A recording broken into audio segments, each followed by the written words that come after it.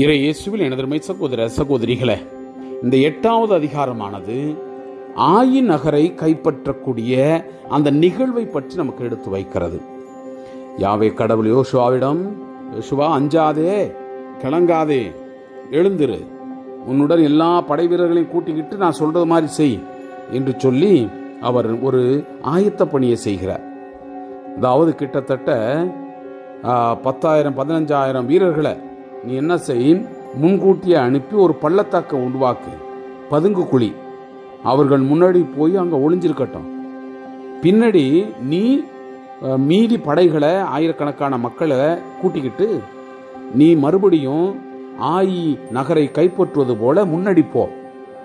அப்ப நீ போகும் பொழுது உன்னை பார்த்து என்ன செய்வாங்க, மறுபடியும் அந்த அரசர்களும் மக்களும் உன்னை துரத்துவார்கள், முன்பு செய்தது போல.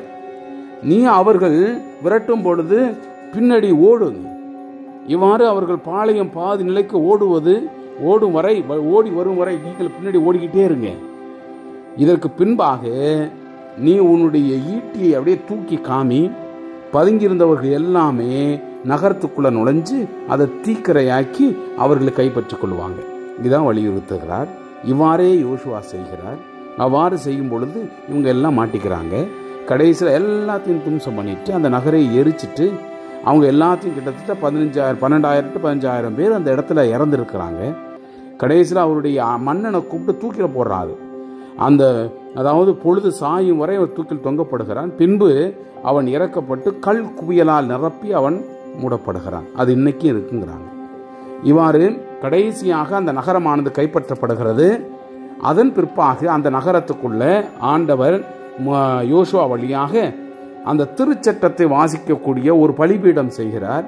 அதாவது செதுக்கப்படாத கற்களால் ஆன அந்த பலிபீடத்தில் மோசேசன் கொண்டு வந்த அந்த கட்டளைகளை நிற்பாட்டி அந்த மூப்பர்களும் பெரியோர்களும் அந்த மக்கள் மீது ஆசை வழங்கக்கூடிய நிகழ்வையும் இந்த இடத்துல நாம் பார்க்கிறோம்.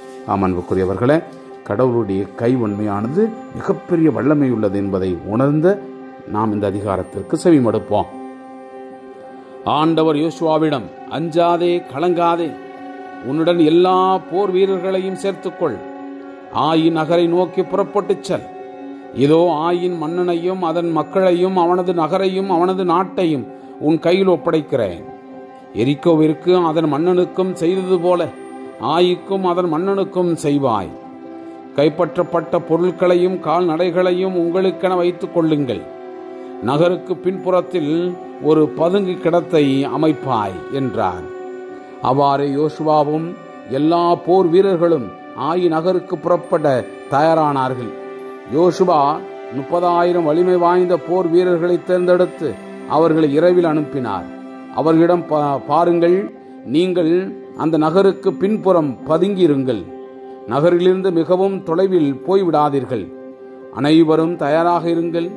நானும் என்னுடன் இருக்கும் மக்கள் எல்லாரும் நகருக்கு அருகில் வருவோம். நம்மை பிடிக்க முன்பு போல் அவர்கள் வெளியே வருவார்கள். அவர்கள் முன் நாங்கள் ஓடுவோம். அவர்கள் எங்களை பின்தொடர்ந்து வருவார்கள். நகரிலிருந்து நெடும் தொலைவுக்கு வரும் வரை அவர்களை கொண்டு வந்து விடுவோம். அவர்கள் முன்பு போல தப்பி ஓடுகின்றார்கள் என்று சொல்லிக் கொள்வார்கள். நாங்கள் அவர்கள் முன் ஓடுவோம். நீங்கள் பதுங்கு கிடத்திலிருந்து எழுந்து நகரை கைப்பற்றுங்கள். உங்கள் கடவுளாகிய ஆண்டவர் அதை உங்கள் கையில் கொடுப்பார். நீங்கள் நகரை கைப்பற்றியதும் அதை நெருப்பில் எரித்து விடுங்கள். கடவுள் கூறியது போல செய்யுங்கள். உங்களுக்கு கட்டளையிடுகிறேன், கவனமாயிருங்கள் என்றார். யோசுவா அவர்களை அனுப்ப அவர்கள் பதுங்கிடத்திற்கு சென்றார்கள். அவர்கள் ஆயி நகருக்கு மேற்காக பெத்தேலுக்கும் ஆயிக்கும் இடையில் பதுங்கிக் கொண்டார்கள். யோசுவா இரவில் மக்கள் நடுவே தங்கினார். யோசுவா வைகரையில் எழுந்து மக்களை எண்ணினார். அவரும் இஸ்ரேலில் முதியோரும் மக்களுக்கு முன்னே ஆயிக்கு சென்றார்கள். அவர்களுடன் இருந்த போர் வீரர்கள் எல்லாரும் புறப்பட்டு சென்று அந்நகருக்கு அருகில் வந்தார்கள். அவர்கள் ஆயிக்கு வடக்கே பாளையம் இறங்கினார்கள். அவர்களுக்கும் ஆயிக்கும் இடையில் ஒரு பள்ளத்தாக்கு இருந்தது. யோசுவா ஏறத்தாழ 5,000 பேரை கூட்டிக் கொண்டு சென்று பெத்தேலுக்கு ஆயிக்கும் இடையில் நகருக்கு கிழக்கே பதுங்கிடத்தில் தங்க செய்தார். மக்கள் நகருக்கு வடக்காகவும் பள்ளத்தாக்கிற்கு கிழக்காகவும் இருந்த அந்த இடத்தில் பாளையம் இறங்கினார்கள். யோசுவா அவ்விரவை பள்ளத்தாக்கில் கழித்தார். ஆயினும் மன்னன் இதை கண்டதும் அவனும் அந்நகர மக்களும் காலையில் விரைந்து எழுந்து இஸ்ரேலுடன் போரிட வெளியே வந்தார்கள். அவனும் மக்கள் அனைவரும் ஒரு குறிப்பிட்ட இடத்திற்கு, அதாவது அரபாவுக்கு முன் வந்தனர். நகருக்கு பின்புறம் எதிரிகள் பதுங்கியிருந்ததை அவர் அறியவில்லை.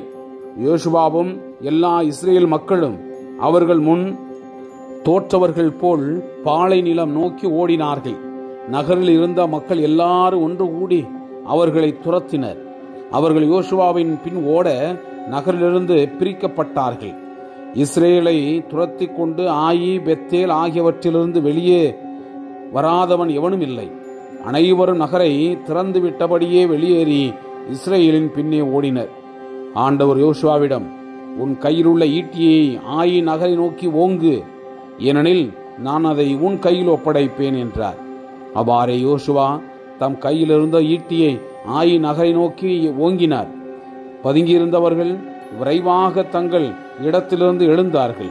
யோசுவா கையை ஓங்கியதும் அவர்கள் வேகமாக ஓடி வந்து நகரினுள் புகுந்து அதை கைப்பற்றி விரைவாக அந்நகரை நெருப்புக்கு இரையாக்கினார்கள். ஆயி நகர மக்கள் திரும்பி பார்த்தார்கள். இதோ நகரினின்று எழும்பிய அந்த புகை விண்ணை நோக்கி போவதை கண்டார்கள். எப்பக்கமும் தப்பியோட அவர்களுக்கு வாய்ப்பே இல்லை. பாலை நிலம் நோக்கி ஓடிய இஸ்ரேல் மக்கள் தங்களை துரத்தியவர்கள் மீது திரும்பி பாய்ந்தார்கள். பதுங்கியில் இருந்தவர்கள் நகரை கைப்பற்றியதையும் ஆயி நகரினுடைய புகை மேலே எழும்புவதை கண்ட யோசுவாவும் எல்லா இஸ்ரேல் மக்களும் திரும்பிச் சென்று ஆயி நகரை மக்களை தாக்கினார்கள். இந்நேரத்தில் பதுங்கியிருந்தோரும் நகரிலிருந்து வெளியே வந்து அவர்களை தாக்கினார். எனவே இரு பக்கமும் இஸ்ரேலர்களுக்கு இடையே அவர்கள் சிக்கிக் கொண்டனர். அவர்களுள் ஒருவனும் உயிரோடு தப்பிக்காதபடி அவர்கள் தாக்கப்பட்டார்கள். இஸ்ரேலர் ஆயி நகர மன்னனை உயிருடன் பிடித்து யோசுவாவிடம் கொண்டு வந்தனர். இஸ்ரேலர் ஆயி நகர மக்கள் அனைவரையும் பாலை நிலத்தில் துரத்திச் சென்று கொன்றனர். அனைவரையும் வாள் முனையில் அடியோடு அழித்தனர். பின்னர் இஸ்ரேலர் அனைவரும் ஆயிருக்கு திரும்பி அதையும் வாழ்முனைக்கு இரையாக்கினர். ஆண்களும் பெண்களும் அன்று இறந்தோர் 12,000 பேர். ஆயின் ஆண்கள் எல்லோருமே அன்று வீழ்ந்தனர். ஆயின் எல்லா மக்களையும் கொல்லும் வரை யோசுவா ஈட்டியுடன் ஓங்கிய தம் கையை மடக்கவில்லை. யோசுவாவுக்கு ஆண்டவர் கூறியபடியே கால்நடையையும் நகரின் பொருட்களையும் மட்டும் இஸ்ரேல் மக்கள் கொள்ளை பொருளாக எடுத்துக் கொண்டார்கள். யோசுவா ஆயியை தீக்கிரையாக்கி அது என்றென்றும் அழிவின் மேடாக இருக்குமாறு செய்தார். அது இன்று வரை அப்படியே உள்ளது. அவர் ஆயி மன்னனை தூக்கிலேற்றி மாலை வரை தொங்கவிட்டார். கதிரவன் சாய்ந்தவுடன் யோசுவாவின் கட்டளைப்படி அவர்கள் அவனுடைய உடலை தூக்கிலிருந்து இறக்கி நகரின் நுழைவாயில் எறிந்தார்கள். அதன் மீது பெரும் கல் குவியலை எழுப்பினார்கள். அது இன்று வரை உள்ளது. இதன்பின் யோசுவா இஸ்ரேலின் கடவுளாகிய ஆண்டவருக்கு ஏபால் மலையில் ஒரு பீடம் எழுப்பினார். அது ஆண்டவரின் ஊழியராகிய மோசே இஸ்ரேல் மக்களுக்கு கட்டளையிட்டிருந்தபடி அமைந்தது. மோசேயின் திருச்சட்ட நூல் இவ்வாறு எழுதியுள்ளது: இரும்பு கருவிகளை கொண்டு செதுக்காத முழு கற்களால் பீடம் அமைக்கப்பட வேண்டும். அவர்கள் அதன் மீது ஆண்டவருக்கு எரிபலிகளையும் நல்லுறவு பலிகளையும் ஒப்பு கொடுத்தார்கள். அங்கு கற்களின் மீது மோசேயினுடைய கட்டளையை யோசுவா இஸ்ரேல் முன்னிலையில் எழுதினார்.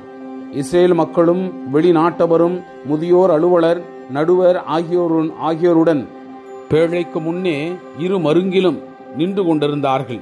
லேவிய குருக்கள் ஆண்டவனுடைய உடன்படிக்கை பேழையை ஏந்தி கொண்டிருந்தார்கள். பாதி பேர் கெரிசிம் மலை முன்பும் பாதி பேர் ஏபல் மலை முன்பும் கடவுளினுடைய ஊழியராகிய மோசே ஏற்கனவே கட்டளையிட்டபடி இஸ்ரேல் மக்களுக்கு ஆசி தர நின்று கொண்டிருந்தனர்.